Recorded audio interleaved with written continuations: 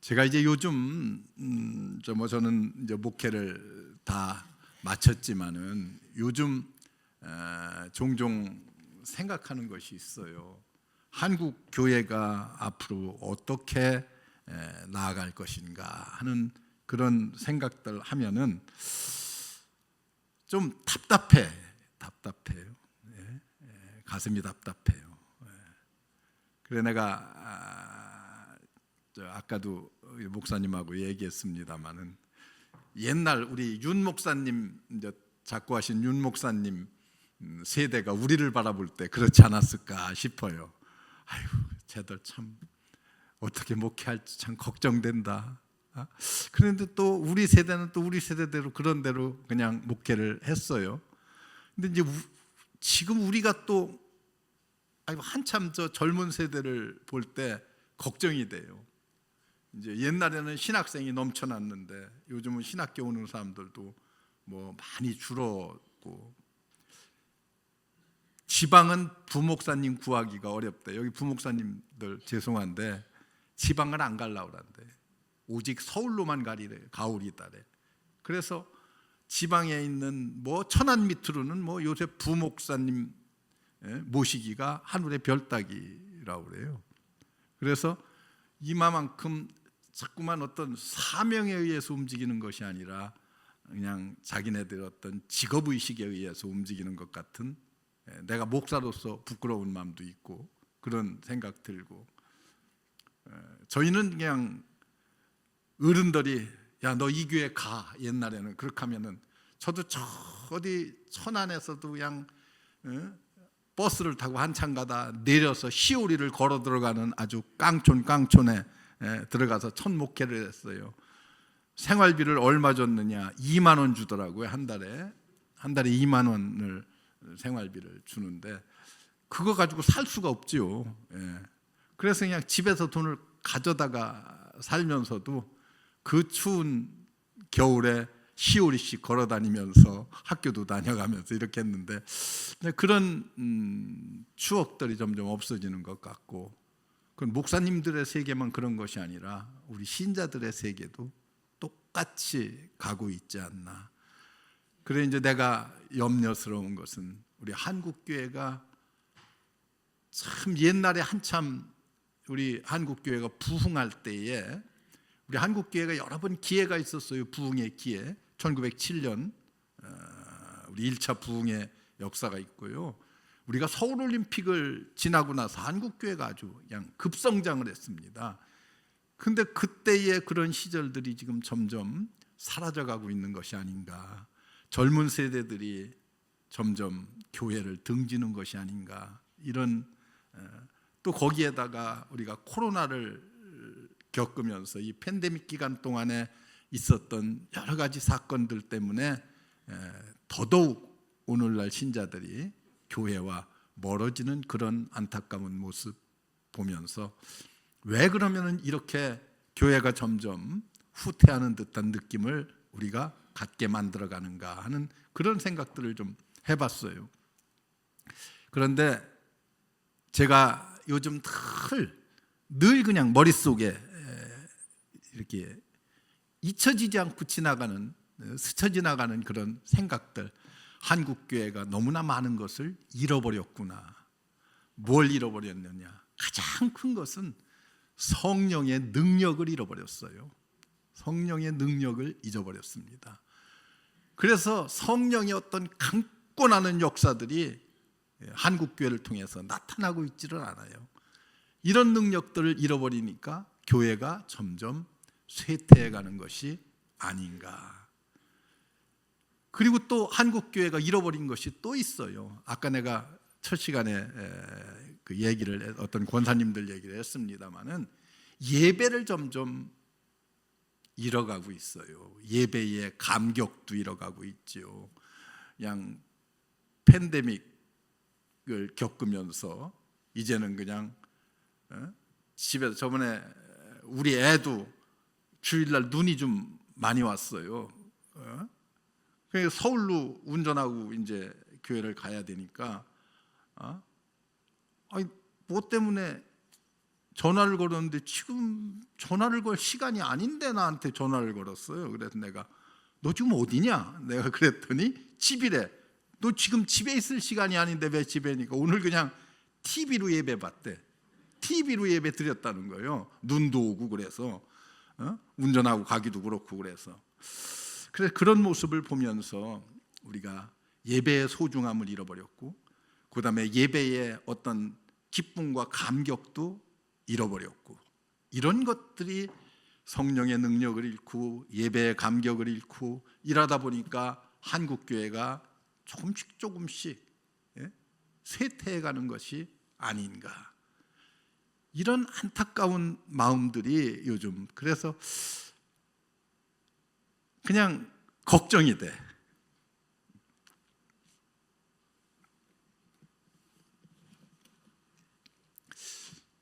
어떤 때 조용히 앉아서 이제 기도하면서 생각하는 것이 참 우리 한국교회의 미래를 생각하면서 눈물도 나고 그럴 때가 한두 번이 아니에요. 요즘에 와서 갑자기 나 이제 나이가 들어서 그런가 보다 생각하지만은 그러나 반드시 나이가 들어서 그런 것만은 아니고요. 늘 보고 듣는 것이 있잖아요. 저도 늘 보고 듣는 것이 있고 또 교단 소식으로부터 다른 교단의 목사님들도 제가 많이 알고 있어서 그런 교단 목사님들 소식도 제가 들으면서 이런 안타까움들이 우리 한국교회에 있는 것이 아닌가. 우리 목사님들도 각성해야 되고 또 우리 성도들도 좀 각성해야 될 시점에 와 있다고 그렇게 생각이 됩니다. 그래서 오늘 제가 무슨 말씀을 전할까 하고 이제 얼마 전에 부탁을 받고서 생각을 했어요. 그러다가 성경에 나타나 있는 위대한 사람들이 있는데 이런 위대한 사람들은 어떻게 신앙생활을 하고 어떻게 위대한 지도자들이 되었고 어떻게 오늘날에 이르기까지 신앙의 본보기들을 보였겠는가 하는 것을 우리가 한번 생각해 보면 좋겠다. 그래서 오늘 말씀 아까 읽었습니다마는 오늘 말씀에 나타난 요셉이라고 하는 사람, 여러분 요셉 어떤 사람이었습니까? 성경은 요셉을 일컬어서 하나님의 영에 충만한 사람이었다고 그랬어요. 여러분 요셉은요 하나님의 영 성령에 사로잡혀 있으니까 요셉이 성령으로 충만하고 사로잡혀 있다는 것을 바로 왕이 알았어요. 바로 왕이. 그러니까 다른 사람이 먼저 알았어요. 요셉보다도. 바로가 볼 때에 저 사람은 하나님의 영으로 사로잡힌 인물이로구나 하는 그런 것을 알았어요. 그래 요셉을 이렇게 채택해서 위대한 지도자로 만들어가고 있는 것이 아니겠습니까? 그래서 바로 왕이 요셉을 보면서 뭐라고 말했어요? 저에게는 명철이 있었고 저에게는 지혜가 있었다 이렇게 말해요. 여러분 명철이라고 하는 것이 뭐예요? 명철이라고 하는 것은 깨달음입니다. 깨달음. 무엇을 볼 때에 깨우침이 있는 거예요. 그래서 우리가 무슨 이야기를 듣고 무엇을 볼 때에 아주 깨달아 알게 되는 것을 우리는 명철이라고 이렇게 말합니다. 하나님의 은혜가 풍성하면은 하나님께서 주시는 어린아이의 말 한마디에도 우리가 깨우칠 수 있는 그런 명철함과 그 다음에는 명철만 중요한 것이 아니라 지혜가 있었다고 그랬어요. 그건 뭐예요? 이 땅에서의 삶에 지혜가 없이 살아가는 사람같이 어리석은 사람은 없습니다. 아무리 배운 게 많아도 아무리 똑똑해도 지혜가 없으면은 그 지식을 그 아는 것을 어떻게 활용하며 살 것인가를 모릅니다. 그렇기 때문에 언제 내가 이 지식을 쓸 것인가, 언제 내가 이 말을 할 것인가, 언제 내가 이런 행동을 할 것인가를 좌우하는 것이 뭐라고 생각해요? 이게 지혜입니다. 삶의 지혜. 그래서 여러분 요셉은 바로가 볼 때에 이 사람에게는 명철이 있고 이 사람에게는 지혜가 있고 그렇게 깨우쳤습니다. 그래서 요셉은 바로의 밑에 가서 뭐를 했어요? 앞으로 7년 동안은 풍년이 올 것이고 앞으로 7년 동안은 흉년이 온다고 하는 것을 하나님께서 그에게 영으로 가르쳐 주어서 알게 하셨어요. 예? 여러분, 꿈을 해석할 수 있는 지혜까지도 하나님께서 허락해 주었던 것을 우리가 성경을 통해서 볼 수가 있어요. 이게 거저되는 것이 아니라 하나님의 영으로 충만할 때에 그런 지혜, 그런 지식이 우리에게 주어지는 줄로 믿습니다. 우리 중앙교회 임직자 여러분들, 청지기 여러분들은 하나님의 영으로 충만해서 언제라도 지혜가 있고 언제라도 명철이 있는 그런 좋은 일꾼들이 되었으면 하는, 요셉 같은 일꾼들이 되었으면 하는 제 바람입니다. 그래서 말 한마디를 해도 참 이 말을 내가 해야 될 때가 어느 때고 거두어들여야 될 때가 어느 때인 것을 깨달아 알아야 돼요. 그냥 아무 데 가서나 말도 함부로 하고 행동도 함부로 하고, 여러분 그렇게 해서 되겠어요? 모든 믿지 않는 사람들이 나를 바라볼 때에, 믿지 않는 왕이 나를 바라볼 때에 참 저분은, 우리 중앙교회 아무개 권사님은 참 지혜도 있고 명철도 있고 그렇다고 하는 칭송을 여러분들이 받을 수 있어야 되는 거 아니겠어요? 그래서 요셉 같은 지도자 되었으면 좋겠다. 그 다음에는 여러분 성경에 여러 사람 내가 오늘 열거를 할 거예요. 모세와 같은 지도자. 여러분 모세, 민수기 11장 17절을 보면 이렇게 말해요. 내가 강림하여 거기서 너와 말하고 내게 임한 신을 그들에게도 임하게 하리니 그들이 너와 함께 백성의 짐을 담당하고 너 혼자 지지 아니하리라. 또 모세가요, 하나님의 영을 받아서 백성의 모든 짐을 자기 어깨에 짊어졌다는 거예요. 하나님의 영이 함께하니까. 그 다음에는 하나님의 영이 모세에게만 함께한 것이 아니라, 그 뒤를 내가 다 읽지는 않습니다만은 성경을 보면은 70인의 장로들에게도 성령이 임했다고 이렇게 말씀합니다. 그랬더니 그들도 함께 모세와 70인의 장로들과 함께 더불어서 백성을 이끌어갈 수 있는 어깨에 짐을 지고, 그리고 지혜가 있고 명철이 있었다. 여러분, 이렇게 리더가 된다고 하는 것은 여전도 회장이 되고 남전도 회장이 되고 장로가 되고 권사가 되고 한다는 것은 여러분 어떤 것을 의미합니까? 이 세상은요, 많은 사람들이 있지만은 5%의 지도자들에 의해서 95%가 따라간다는 거예요. 이게 이 세상을 움직이는 힘은 바로 거기에 있다고 말합니다. 그런데 이런 강력한 리더십이 어디로부터 나오는가? 하나님의 영으로부터 나온다고 하는 것을 여러분들이 분명하게 알아야 됩니다.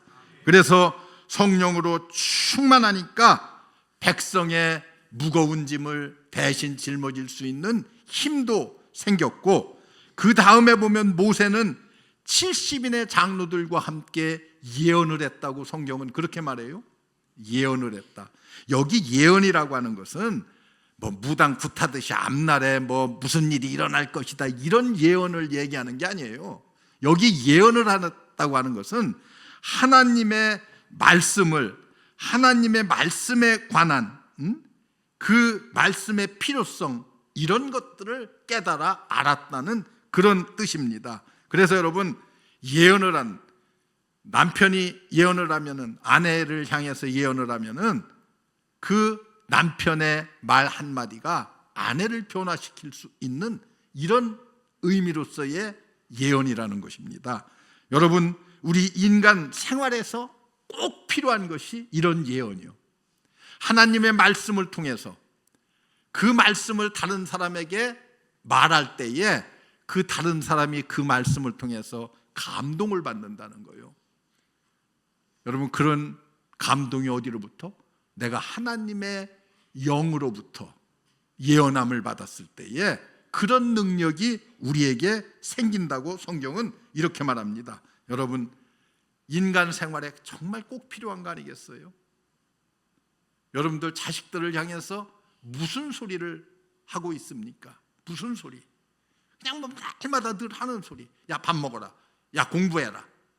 뭐 맨 이런 소리 하는 게 아니라 부모가 성령 충만해서 하는 한마디가 아이들을 완벽하게 하나님의 사람으로 붙잡을 수 있는 그런 언어, 이런 것들을 일컬어서 우리가 예언이라고 이렇게 말하고 있습니다. 오늘 모세에게 얘기한 예언이라고 하는 것은 바로 그런 의미로서의 예언입니다.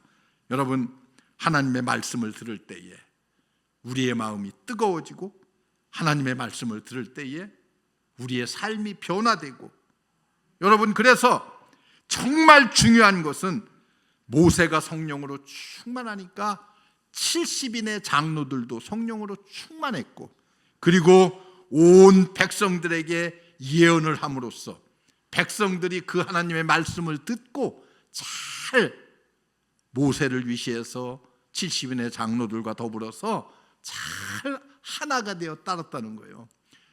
여러분, 우리 하나님의 교회도 마찬가지입니다. 목사님을 위시해서 우리 장로님들, 권사님들, 집사님들, 우리 교회의 모든 중직을 맡은 사람들, 그 중심에 뭐가 있어야 돼요? 하나님의 영으로 충만해야만 합니다. 하나님의 영으로 충만해서 우리 인생에 꼭 필요한 하나님의 말씀의 예언을 할 수가 있어야 됩니다.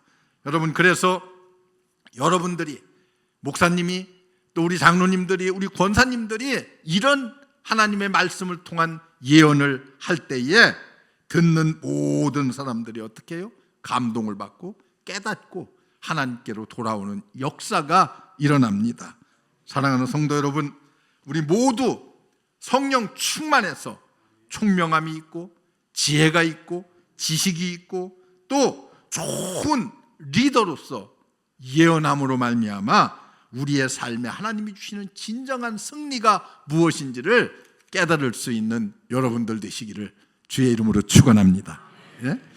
여러분, 성령 충만한, 그리고 하나님께서 쓰시는 위대한 지도자들의 특징들이 여러 개가 있어요. 뭐 여러 사람, 뭐 스가랴도 있고 아마세라는 사람도 있고 뭐 그렇지만은, 그러나 우리가 꼭 또 구약 성경에서 찾아볼 수 있는 인물, 다니엘과 같은 인물이 있죠. 여러분, 다니엘서 4장 보니까 다니엘도 역시 하나님의 영에 충만했다고 그랬어요. 하나님의 영에 사로잡혔다, 그렇게 말씀하고 있습니다. 그래서 느부갓네살 왕의 꿈도 어떻게 했어요? 하나님이 알려주신 거예요. 다른 어떤 예언자들도, 어떤 세상의 무속가들도 그 왕의 꿈을 알지 못했어요. 그런데 다니엘에게는 하나님이 주시는 지혜, 하나님이 주시는 영적인 능력을 통해서 그 꿈을 해석했고, 그 꿈은 곧 유럽의 역사가 되는, 여러분, 다니엘서에 나타나는 그런 모습들을 여러분들이 볼 수가 있잖아요. 하나님의 영으로 충만하면은 남의 꿈도 해석할 수 있는, 그렇다고 또 그냥 맨날 개꿈 꾸고 뭐 목사님 이거 어떻게 되는 꿈인지 제발 목사님한테 꿈 꾸고 와서 나 이런 꿈 꿨는데 목사님 이 꿈 해석해 주세요, 이런 얘기들 하지 마세요. 네? 왜냐하면은 하나님께서 꿈을 통해서 역사하셔요. 그런데 하나님께서 꿈을 통해서 역사하실 적에는요, 어떨 때? 정말 이 나라의 운명이 걸려 있다거나 뭐 이럴 때 하나님께서 꿈을 통해 역사하는 거지, 그냥 뭐 가짜지도 않은 꿈에 어젯밤에 뭐 돼지 꿈을 꿨는데 뭐 금년에 뭐 복이 터지지 않겠습니까? 뭐 이런 건 하면 안 돼요. 네? 아주 당부에 아우 나도 많이 찾아왔어요. 꿈 꿨다고. 목사님, 내가 이번 주에 이런 꿈 꿨는데 이게 좋은 징조예요, 나쁜 징조예요? 그거 나한테 찾아오면 내가 나쁜 징조라고 얘기하겠어요? 무조건 좋은 징조라고 그러지. 예? 그러니까 그런 거 가지고 찾아오는 거 아니에요. 그런데 느부갓네살 왕이 꾼 꿈은 역사를 움직이는 그런 꿈이었잖아요. 다니엘을 통해서 역사를 바꾸는 거예요. 이런 꿈을 하나님께서 꾸게 하시는 거예요. 비록 이방의 왕이었지만은 그를 통해서, 하나님의 사람을 통해서 그 꿈을 이루어가는 역사를 우리에게 보여주고 있지 않습니까? 이렇게 성령으로 충만하고 하나님의 영으로 충만한 사람은 영계가 열리기 때문에 남의 꿈도 해석할 수 있는 능력이 생겨나는 줄로 믿습니다. 여러분, 성경에 보면은 신약 성경에 또 위대한 하나님의 사람 스데반 집사, 여러분들이 잘 아시잖아요. 스데반 집사. 사도행전 7장 51절 이하에 가서 보면은 우리가 스데반 집사에 관한 이야기가 나옵니다. 스데반 집사가 하나님의 영으로 충만했어요. 그래서 나가서 뭘 전했습니까? 부활의 복음을 전합니다. 부활의 복음을 전하니까 이 스데반 집사가 순교를 하면서도 하나님의 영광을 보는 그런 축복을 하나님께서 이 스데반에게 보여줍니다. 하나님의 영광을 본 자는 하나님 앞에 나와서 헌신하지 않을 수가 없습니다. 여러분, 주님의 영광을 본 자는 이 세상의 모든 삶을 다르게 살 수밖에 없습니다. 이게 하나님의 영광을 본 사람에게 주어지는 은혜요 축복입니다. 여러분, 그 보세요. 스데반이 무엇을 보았어요?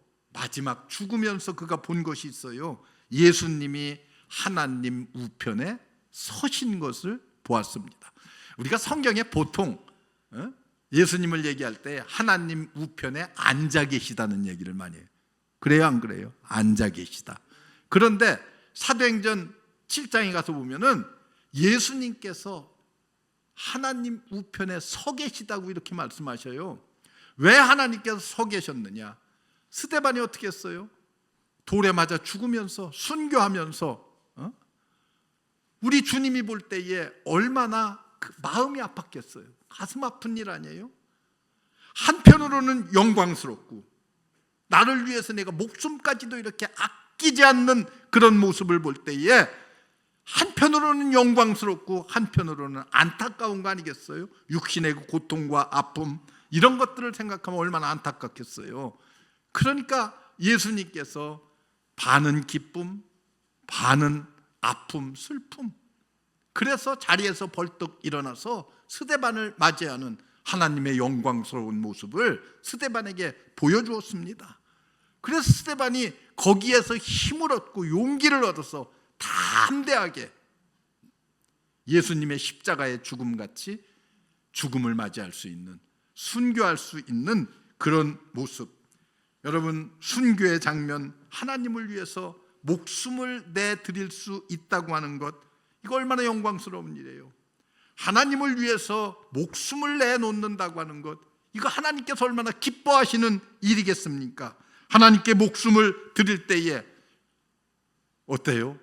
영광스러운 일 아니에요? 정말 하나님이 기뻐하실 일이 아니겠습니까? 우리의 연약함을 아시는 하나님께서 우리가 순교당하는 그 마당에 얼마나 마음이 아팠겠어요. 인간의 연약함을 아시는 주님, 주님도 십자가에 달릴 때에 그런 기도하셨잖아요. 이 잔을 내게서 옮겨달라는 그런 기도까지 하셨잖아요. 얼마나 아픈 모습이면은. 여러분, 주님은 기쁘지만 안타까워서 낮은 보좌에 앉아 계시지 않고 벌떡 일어나셔서 스데반을 맞이하는 이런 모습을 성경이 우리에게 그대로 묘사하고 표현하고 보여주고 있습니다. 여러분, 이런 주님의 영광스러운 모습을 바라본 스데반이 어떻게 했어요? 힘을 얻고 용기를 얻고, 그래서 주님의 영광을 본 자는 결코 주님을 버릴 수가 없다는 것입니다. 성령의 은혜가 충만해서 하나님의 영광스러운 모습을 본 자는, 여러분, 하나님의 모습을 어디에서 봐요? 성경을 읽다가도 보고, 기도하다가도 보고, 환상 중에도 보고. 여러분, 이렇게 하나님의 영광스러운 모습을 보게 될 때에 어때요? 우리의 신앙은 흔들리지 않는 거예요. 어떤 아픔이 닥친다 할지라도, 어떤 고난이 닥친다 할지라도 흔들림 없이 하나님을 섬길 수 있는 그런 좋은 성도 지도자가 될 수가 있습니다. 그래서 그는 죽음 가운데서도, 그 고통 속에서도 그의 얼굴의 모습은 어땠어요? 천사의 얼굴과 같았다고 성경은 그렇게 표현하는 거예요. 그의 얼굴의 모습은 천사의 얼굴과 같았습니다. 여러분들에게 하나님의 영으로 충만함으로 말미암아서 하나님의 영광을 보고 하늘나라의 천국의 풍성한 모습을 볼 수 있고, 그리고 예수님께서 보좌에서 벌떡 일어나는 이런 영광스러운 모습들을 여러분들이 볼 수 있는, 그래서 하나님이 주시는 그 힘과 능력을 가지고 우리가 이 세상을 승리로 이끌어갈 수 있는 여러분들 되시기를, 스데반과 같은 여러분들 되시기를 주의 이름으로 축원합니다. 여러분, 스데반 참 보면 얼마나 놀라운 사람이에요. 그 다음에 사도행전 11장에 나타나는 또 위대한 사람이 있어요. 신앙의 사람, 바나바와 같은 사람이 있어요. 바나바, 저 참 굉장히 좋아하는 인물, 성경 인물 가운데 좋아하는 인물. 여러분, 두드러지게 나타나지 않으면서도 가장 사도행전 가운데에 위대했던 사람 가운데 하나요. 여러분, 사도 바울이 위대해요. 사도행전의 13장부터 28장까지는 다 사도 바울의 행적을 기록하고 있어요. 그런데 사도 바울을 사도 바울답게 만들어준 사람이 있어요. 그게 누구예요? 그게 바로 바나바라는 사람입니다. 그는 화해자예요. 마가와 바울이 싸웠을 때도 중간에서 화해자의 역할을 했던 사람은 바나바. 여러분, 사도 바울이 아무리 개종을 했다고 해도 어땠어요? 얼마 전까지만 해도 예수 믿는 사람들을 그렇게 핍박하고 잡아 가두고 욕보이던 이 바울을 예루살렘 교회가 어떻게 받아들일 수가 있겠어요?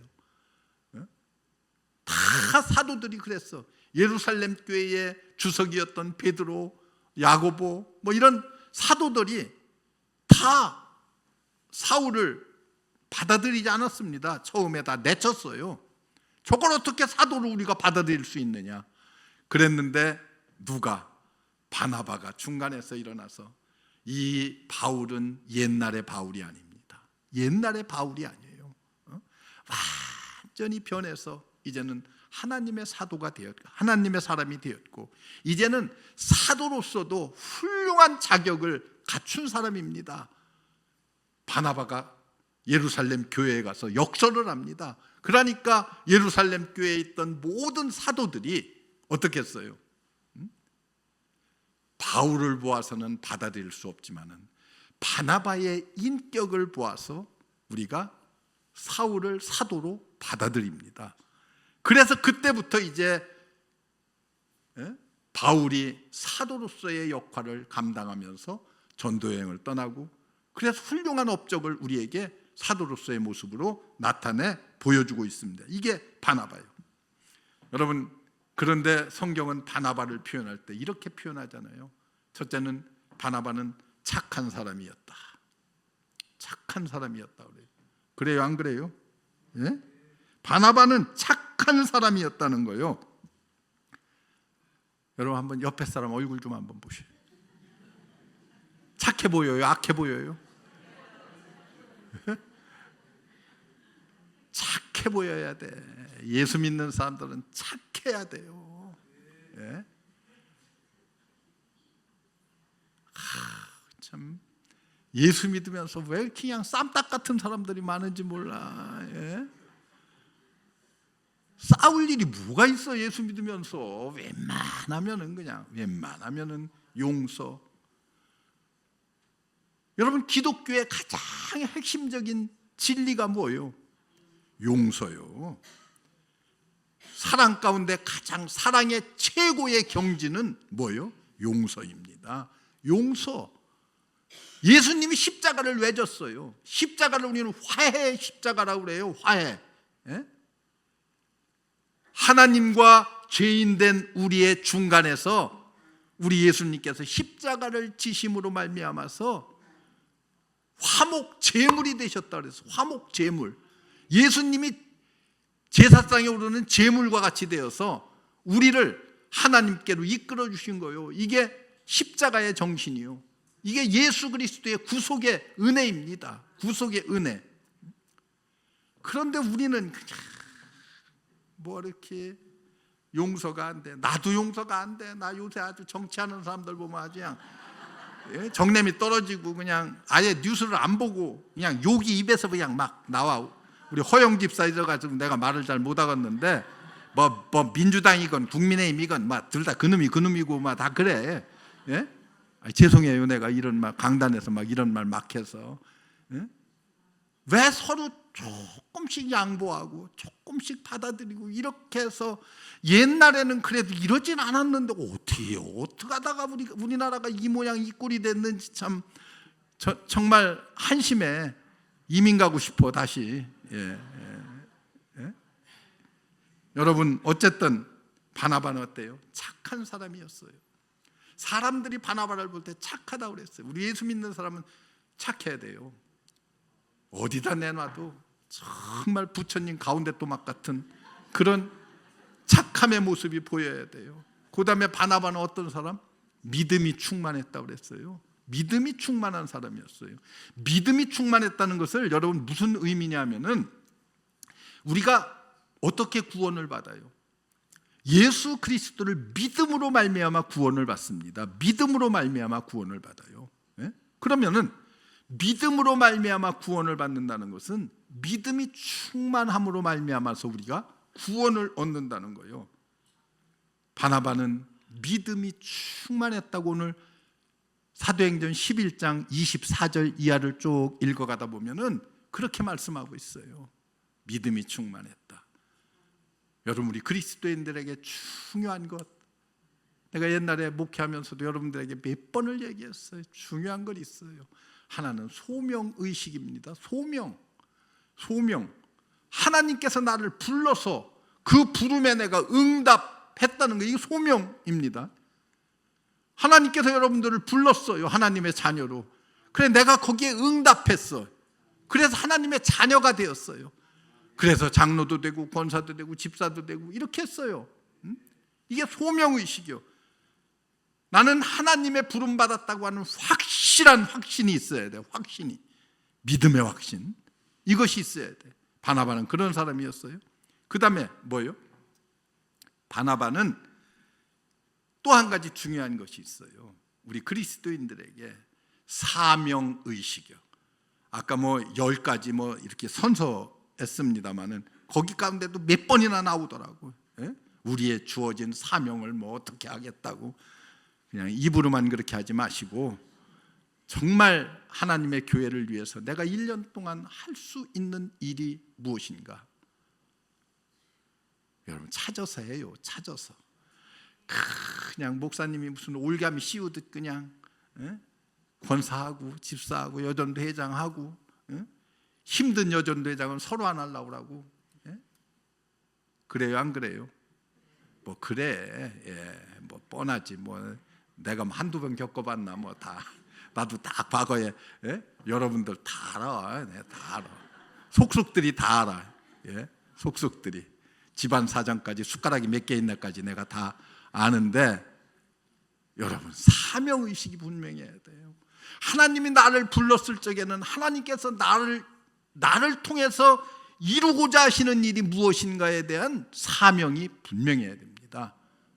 이게 우리 그리스도인들에게 있어야 될 두 가지 축이요. 소명에 대한 의식이 분명해야 되고 사명에 대한 인식이 분명해야 돼요. 그래서 하나님께서 내게 맡겨주신 일이 무엇일까? 저는 지금도 늘 그렇게 해요. 새벽마다 제가 하나님 앞에 엎드려 기도하는 것이 있어요. 여러 가지 기도합니다만 그 중에 하나는 내가 죽는 날까지, 내가 숨을 거두는 그날까지 내가 할 수 있는 주님의 일이 무엇일까? 늘 염두에 그걸 염두에 두고 살아요. 늘 머릿속에 할 수 있는 일이 무엇일까? 무엇일까? 무엇일까? 늘 그렇게 생각하고 있어요. 여러분들의 생각도 그래야 돼. 직장에서 일을 하면서도, 사업에 터전에서 있으면서도, 학교에 가서 공부를 하면서도 내가 주님을 위해 살 수 있는 일이 무엇일까? 무엇일까? 무엇일까? 이렇게 늘 염두에 생각하면서 살아야 돼요. 그냥 생각 없이 살지 말아요. 내가 오늘 아침에 전철을 탔어요. 서울에서 전철을 탔는데, 전철을 타고서 한번 쭉 이렇게 전철에 앉아 있는 사람들을 둘러봤어요. 10명 중 8명은 휴대폰 들고 있어요. 10명 중 8명은 휴대폰 들고서 이렇게 하고 앉았어요. 여러분, 검색이 많아지면은 사색이 줄어듭니다. 무슨 뜻인 줄 알아요? 생각이 줄어드는 거예요. 다 이것만 보고 그냥 이렇게 검색만 하고 앉았으면은 깊이 생각하고 깊이 기도하고 그런 것들이 점점 우리 성도들의 머리에서도 사라져 간다는 거예요. 저도 검색을 자주 해요. 검색을 뭐 인터넷 가지고도 검색하고 휴대폰 가지고도 검색하고 그렇게 하는데, 그런 것들을 하는 시간들이 많아지면 많아질수록 우리는 어때요? 성경 보는 시간 적어지지요. 기도하는 시간 적어지지요. 우리가 그런 거요, 여러분. 그래서 제가 요새도 이제 성경을 이렇게 타이핑을 제가 해요. 이렇게 컴퓨터를 갖다 놓고 하루에 뭐 한두 시간씩은 꼭 제가 성경을 타이핑을 해요. 성경을 타이핑하면 좋은 게 있어요. 이렇게 손을 잡고 쓰면 치매가 안 온대. 나 요새 참 걱정이요. 예? 저희 고모도 지금 치매가 걸려가지고 지금 충주에 사시는데, 예? 그냥 딸네 집에 있는데 딸이 걱정하고 있고, 주변에 그런 사람들이 많잖아요. 목사님들도 그렇게, 뭐 하기서 한경직 목사님도 뭐 치매에 걸렸는데 마지막 돌아가실 때는 다 그런 것들이 이제 우리에게 찾아오는 거예요. 우리도 언제 찾아올지 몰라요. 여러분, 그 옛날에 레이건 대통령이 방송에 나와서 치매에 걸려가지고 방송에 나왔어요. 그가 한 말이 있어요. 나는 이제 여러분들의 얼굴을 기억하지 못할 수도 있습니다. 나는 내 친구의 이름도 기억하지 못할 수도 있습니다. 나는 점점 기억을 잃어가고 있습니다. 여러분들이 나를 위해서 기도해 주세요. 대통령을 지나고서 이제 이렇게 그 산타바바라라고 하는 곳에 자기 친구들이 큰 집을 하나 사줬어요. 친구들의 이름으로 죽을 때까지 거기 사시라고 사줘서 레이건 대통령이 거기서 살다 죽었어요. 그런데 그런 그 텔레비에 나와서 치매에 걸린 알츠하이머병에 걸려서 그런 고백을 하는, 아주 솔직해서 나는 얼마나 좋았는지 몰라요. 대통령 했던 사람이 앞에 나와서 TV에 나와서 그런 말을 하기가 쉬운 것이 아니에요. 부끄러워서 자꾸 숨기려고 하지. 그런데 솔직하게 그렇게 터놓으니까 얼마나 내가 감동을 받았는지 몰라요. 여러분, 우리에게도 언제 닥칠지 모르는 일 아니겠어요? 예? 우리에게도 언제 닥칠지 몰라요. 그런데 그런 삶 속에서 우리가 이렇게 성경을 자꾸 읽으면은 그래도 좀 도움이 되지 않을까? 손발을 움직이고, 그리고 머리로 성경을 읽고, 또 이렇게 치고 이렇게 하다 보니까 일석삼조가 되는 것 같아서 참 좋아요. 여러분들도 한번 해봐요. 대답이 없어요. 반응이 없어요. 안 하겠다는. 목사님 아무리 떠들어 보세요. 난 안 합니다. 이거. 우리 여기 젊은 사람들 그냥 엉뚱한 것만 치지 말고 성경 한번 타이핑 해봐요. 젊은 사람들은 나는 이제 손이 둔해서 1년에 한 번뿐이 못 쳐요. 1년에 한 번뿐이 못 치는데, 여러분들은 빨리 치는 사람들은, 타자 빨리 치는 사람들은 뭐 1년에 4번도 친대요. 그러더라고, 우리 젊은 사람들은. 여러분들이 자꾸 치면은 거기에서 주시는 하나님의 지혜, 감동, 이런 것들이 있잖아요. 그래서 바나바는 어때요? 착하고 믿음이 충만하고. 그런데 여러분, 착한 것만 가지고 되는 것도 아니고 믿음이 충만해서 내가 하나님의 은혜를 받았다고 감동하는 것만으로 되는 것이 아니라 가장 중요한 것이 또 하나 있어요. 바나바는 뭐로 충만했다고 그랬어요? 성경도 안 읽나 봐. 예? 성령으로 충만했다고 그랬어요. 성령 충만한 사람 바나바. 성령 충만한 사람이 바나바입니다. 여러분, 하나님의 교회는 착하고 믿음이 충만하고 성령으로 충만한 사람이 많아야 교회가 부흥합니다. 여러분, 교회 부흥하기를 원하십니까? 여러분, 그렇다고 하면은 어떤 교회 임직자들은 또 그런데, 아유, 교회는 너무 부흥해도 못 써. 네? 왜 부흥하면 못 써? 교회가 부흥하면 목사님 힘만 커져. 네? 그런데 교회가 부흥하면 목사님 힘만 커진대. 네? 그래서 교회가 너무 부흥해도 그냥 별로래. 이런 임직자들이 있어요. 네? 참 얼마나 한심한 임직자들인지 몰라요. 네? 우리 교회는 그런 사람 없어야 됩니다. 우리 교회는 교회가 부흥하는 것이 우리의 꿈, 우리의 기도. 아멘도 아무도 안 해. 하여튼, 우리 교회도 똑같아. 그냥 지금 있는 요대로 그냥 우리끼리끼리 먹고 자고 지지고 먹고 이렇게 하는 게 좋아. 뭐 그런 마음인가 봐. 예? 여러분, 교회는 바나바와 같이 믿음이 충만하고 성령이 충만하고 착한 사람들이 많을 때에 하나님의 교회가 부흥하는 줄로 믿습니다. 여러분, 그래서 성령 충만하고 믿음이 충만하고 그리고 착한 사람들이 우리 교회에 많음으로 우리 춘천중앙교회가 날로 목사님을 중심으로 온 성도들이 마음과 뜻이 하나가 되어서 놀라운 부흥의 역사를 이루어가는 우리 교회 되시기를 주의 이름으로 축원합니다. 특별히 우리 임직자들은 바나바와 같은 신앙의 성품을 닮아가야 돼요. 바나바와 같은 신앙의 성품을 우리가 닮아가야 돼요. 한 사람만 더 예를 들겠어요. 여러분, 성경의 위대한 사람 사도 요한, 요한계시록 1장 10절을 보니까 사도 요한도 하나님의 영으로 충만했다고 그렇게 말씀하고 있습니다. 하나님의 영으로 충만하니까 사도 요한은 무엇을 들었어요? 하나님의 음성을 들었습니다. 하나님의 음성을 들었어요. 여러분, 성령 충만하면은 하나님께서 주시는 음성을 날마다 들을 수 있는 줄로 믿습니다. 여러분, 성경을 보다가도 하나님의 음성을 듣습니다. 우리 자식이 부모에게 하는 한마디에서도 하나님의 뜻을 알게 되고 음성을 듣게 되는 이런 놀라운 역사를 여러분들이 체험하게 됩니다. 새벽기도에 열심히 나오는 사람들, 하나님 앞에 나와서 열심히 기도하다가도 하나님의 음성을 듣는 축복을 여러분들이 누릴 수가 있습니다.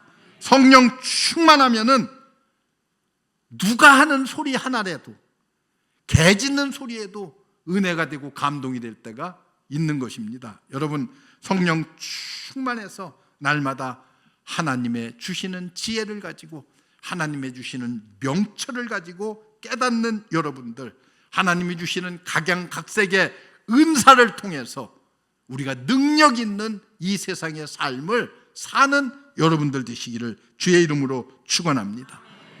그래서 여러분, 요한과 같은 사람, 예수님의 제자가 12제자가 다 순교했어요. 가룟 유다 말고 11명.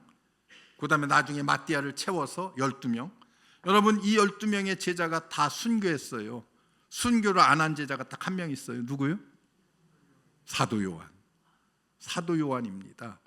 사도 요한은 마지막 말년에 나이가 들어서 눈도 흐려지고 귀도 어두워지고 이럴 때에 그는 어디 귀향을 갔어요? 반모섬에 귀향을 갔어요. 제가 반모섬을 또 다녀왔잖아요. 네. 반모섬을 다녀왔어요. 반모섬에 딱 올라가다 보면은 거기 요한 기념교회라고 조그만 교회가 하나, 그래서 요한 기념교회 그 앞에 이렇게 바위가 있는데 여기 하나가 이렇게 움퍽 패였어요. 그래 거기 해설하는 사람이 그 요한 교회를 그 관리하는 사람이 그런 얘기를 해요. 여러분 이게 무엇인지 아십니까? 사도 요한이 날마다 이곳에 와서 무릎을 꿇고 기도했다는 거예요. 늘 하나님께 기도하다가 여러분 무릎 꿇고 기도하기가 쉬운, 우리 어려서는 참 솔직한 얘기로 다 이런 교회에다가 어떻게 했어요?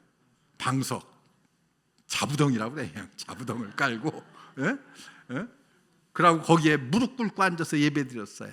요즘 뭐 책상다리, 아니 책상다리도 아니에요. 의자에 앉아서 다리 쫙 이렇게 꼬고 앉아서, 예? 예배 드리잖아요. 예? 얼마나 편해.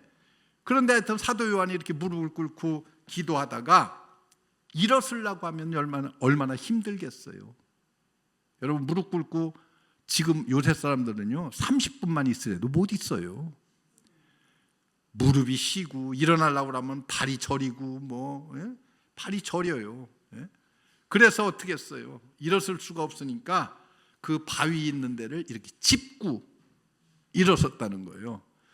얼마나 많은 시간을 거기를 짚었으면은 바위가 이렇게 자국이나, 물론 바위가 조금 이렇게 뭐라 그럴까, 무슨 암이라고 그러는데 그게 좀 약한 바위요. 그래도 바위인데 거기를 계속 짚으니까 그 짚은 자리가 이렇게, 예? 손자국이 이렇게 움푹 패였다는 거예요. 예? 여러분 몰라, 내가 요한 시대 때 살아보진 않아서 진짜인지 가짜인지는 모르겠는데 어쨌든 관리인이 그렇게 얘기하니까 얼마나 은혜스러워요. 그러니까 요한에 대한 성경의 말씀들을 읽다 보면은 요한은 그랬을 것 같아요. 그랬을 것 같아. 그래서 요한은 순교하지 않았지만은 우리는 요한을 일컬어서 살아있는 순교자라고 그래요. 살아있는 순교자. 마지막 죽을 때까지 그곳에서 하나님의 음성을 듣고 하나님의 말씀을 쓰고, 그렇게 하고 하나님의 부름을 받은 이 요한의 모습을 보면서 우리는 성령 충만해서 하나님과 동행하는 삶을 통해서 하나님의 음성을 듣고, 그리고 마지막 하나님 나라에 갈 때까지 여러분들이 최선을 다해서 좀 신앙생활 할 수 있는 우리 모든 중앙교회 임직자들 되시기를 주의 이름으로 축원합니다. 그럴 때 좋은 여러분들 지도자가 될 수 있고 좋은 리더들이 될 수가 있습니다. 제가 오래간만에 와서 괜히 또 못할 소리 할 소리 다 했는지 모르겠어요. 하여튼 오늘 성경에 나타나는 요셉과 같은 좋은 지도자, 또 모세와 같은 좋은 지도자, 다니엘과 같은 좋은 지도자, 여러분 스데반과 같은 좋은 지도자, 바나바와 같은 좋은 지도자, 그리고 요한과 같은 좋은 지도자들 되시기를 주님의 이름으로 축원합니다. 기도하겠습니다.